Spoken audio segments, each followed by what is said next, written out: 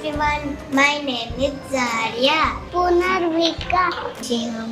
Titir Kartikeya. Raksha. My school name is Little Kiss. My father's name is Rajappa. Shihab. Pradeep. Zakir. ಅಪ್ಪ ಜಾಸ್ತಿ ಇಷ್ಟ. ಯಾಕೆ?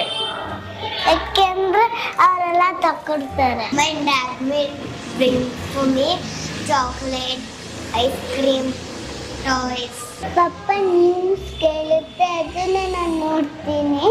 ಆಮೇಲೆ change ಮಾಡುವಪ್ಪ ಅಂತೀನಿ. ಅಪ್ಪ ಜೊತೆ ನಾನು ಗಲಾಟೆ ಮಾಡಲ್ಲ. Happy fathers day.